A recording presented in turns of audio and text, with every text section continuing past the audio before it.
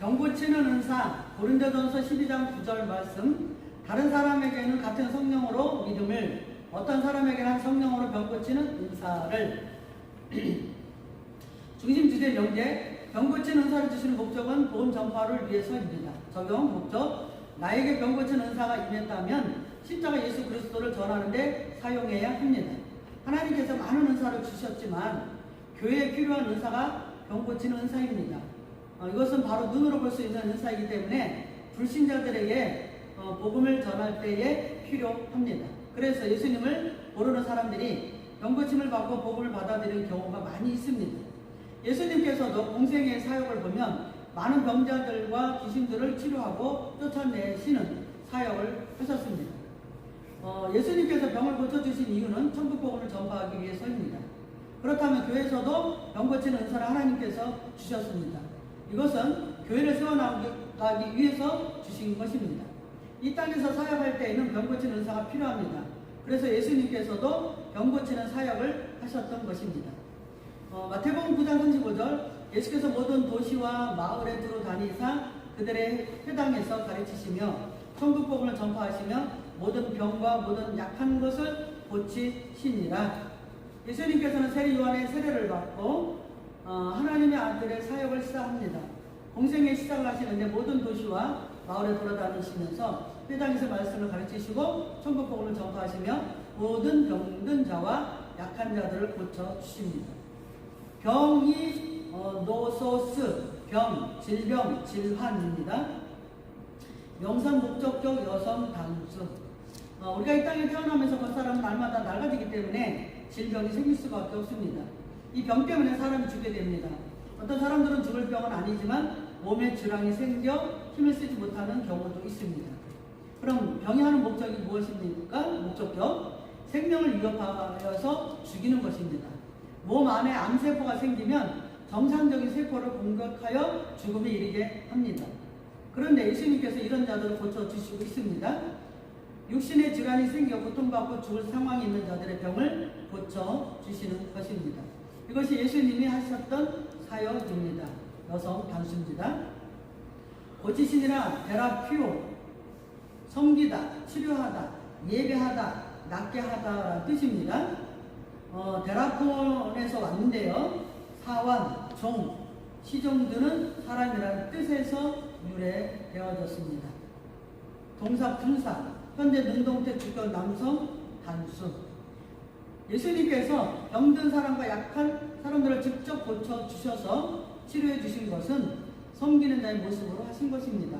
예수님은 섬김을 받으러 온 사람이 아니죠. 섬겨주러 왔다고 말씀하셨습니다. 종의 모습으로 오셔서 가장 낮은 자를 섬기신 것입니다. 이렇게 고침을 받은 자들은 하나님께 감사하여 예배를 드리고 하나님을 섬기게 되는 것입니다. 예수님께서 병든 자를 고쳐주신 것은 상황과 환경을 초월하여 어느 곳에 있든지 치료하셨습니다.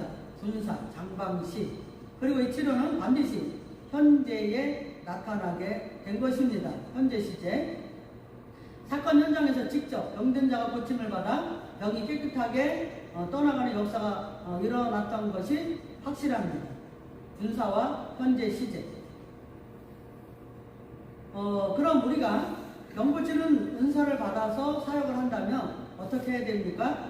종이 주인을 섬기듯이 병을 고쳐 주어야 합니다. 최선을 다해서 치료해 주어야 합니다.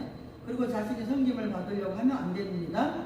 병을 고쳐준 것으로 끝나야 됩니다. 또한 병 고치는 은사를 통해서 하나님께 영광을 돌리게 하고 또 예배를 드리게 하는 것입니다. 능동의 주체가 하나님이니까요. 능동태 하나님께서 병 고치는 은사를 주신 것입니다. 그러면 병 고치는 은사를 주신 목적은요, 천국 복음을 선포하기 위해서 주신 것입니다. 주격, 주어가 천국 복음을 선포하기 위한 것이죠. 그럼 우리에게도 병 고치는 은사가 필요합니다. 이 은사를 통해서 하나님의 나라가 확장되기 때문입니다. 마태복음 10장 8절 병든 자를 고치며 죽은 자를 살리며 나병한 자를 깨끗하게 하며 귀신을 쫓아내되 너희가 거저받았으니 거저 주어라. 아멘. 예수님께서 제자들을 파송하시면서 병든 자를 고치시고 죽은 자를 살리며 나병한 자를 깨끗하게 하고 귀신을 쫓아내되 너희가 거저받았으니 거저주라고 말씀하십니다.